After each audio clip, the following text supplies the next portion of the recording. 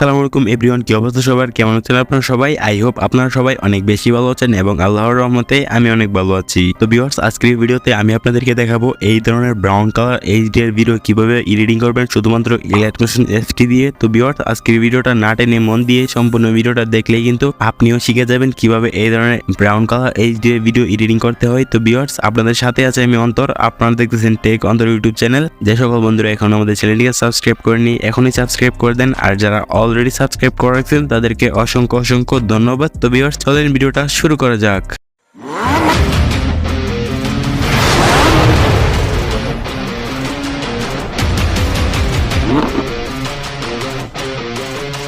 তো welcome back guys, আমরা চলে আসছি মোবাইল স্ক্রিনে আসার পর আমাদের এই ধরনের brown colour HDR video edit করার জন্য প্রয়োজন হবে এই ইলাস্ট্রেশন অ্যাপটা।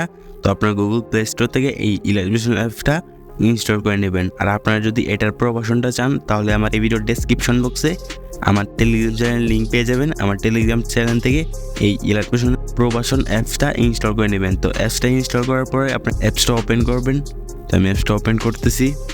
আর এটার জন্য কিন্তু আপনাদের অবশ্যই নেট কালেকশনটা অন রাখতে হবে, ঠিক আছে? তো আমি অ্যাপটা ওপেন করে দিলাম। তো অ্যাপসটা ওপেন করার পর আপনাদের সামনে এরকম একটা ইন্টারফেস শো হবে। তো আপনারা যদি ইলাস্ট্রেশন অ্যাপসটা প্রথমবার ওপেন করেন তাহলে আপনাদের কাছে পারমিশন চাইতে পারে। তো আপনারা পারমিশনগুলো দিয়ে নেবেন। তো পারমিশনগুলো দেওয়ার পর নিচে দেখতে পারতেছেন একবারের নিচে প্লাস অপশন। তো প্লাস অপশনে ক্লিক করবেন। তো প্লাস অপশনে ক্লিক করার পর অনেকগুলো রেশিও আপনাদের সামনে শো হবে। তো আপনারা যে রেশিওর জন্য বা যেই প্ল্যাটফর্মের জন্য আপনারা ভিডিও মেক করবেন ওই প্ল্যাটফর্মের ওই রেশিওটাকে সিলেক্ট করে দিবেন। তো আমি যেহেতু টিকটকের জন্য ভিডিওটা এডিটিং করব তাই আমি এখান থেকে 9:60 রেশিও সিলেক্ট করে দিলাম। তো আপনারা যদি ইউটিউবের জন্য ভিডিওটা ক্রিয়েট করেন বা ভিডিওটা তৈরি করেন তাহলে এখান থেকে ইউটিউব রেশিওটা সিলেক্ট করে দিবেন। তো আমি এখান থেকে টিকটক রেশিওটা সিলেক্ট করে দিলাম। তারপর নিচ থেকে দেখতে পাচ্ছেন ক্রিয়েট প্রজেক্ট। তো ক্রিয়েট প্রজেক্টে একটা ক্লিক করবেন। তারপর আপনাদের সামনে এরকম একটি ইন্টারফেস শো হবে। তারপর আপনারা এখানে নিচে দেখতে পাচ্ছেন প্লাস অপশন। তো প্লাস অপশনে ক্লিক করবেন। তারপর এখান থেকে মিডিয়াতে ক্লিক করবেন। তো মিডিয়াতে ক্লিক করার পর আপনাদের ফোনে যত ভিডিও আছে এখানে শো করবে।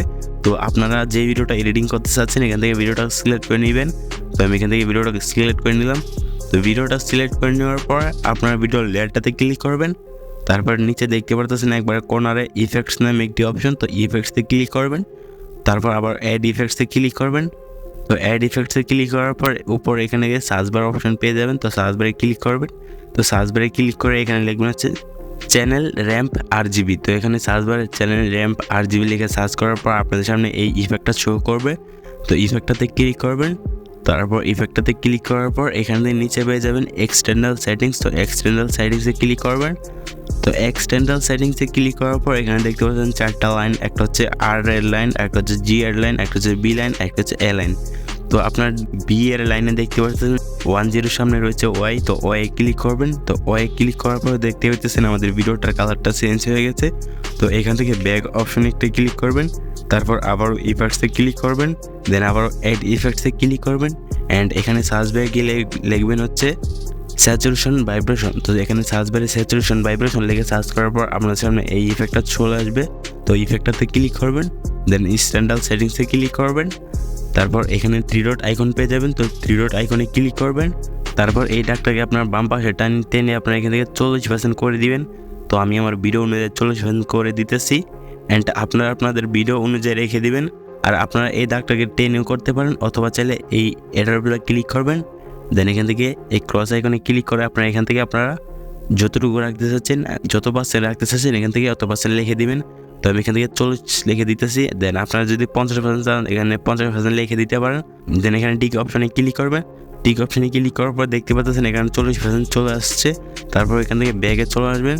তারপর আবার এই ভাগা অপশনে ক্লিক করবেন। অ্যান্ড দেখতে পারবেন আপনাদের ভিডিওটা কিন্তু পুরো কমপ্লিট হয়ে গেছে।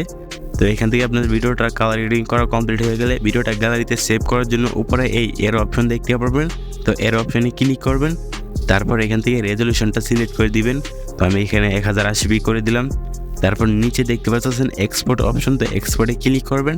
দেন আমি এক্সপোর্টে ক্লিক করলাম। এক্সপোর্টে ক্লিক করার সাথে সাথে দেখতে পাচ্ছেন এখানে এক্সপোর্টিং ভিডিও।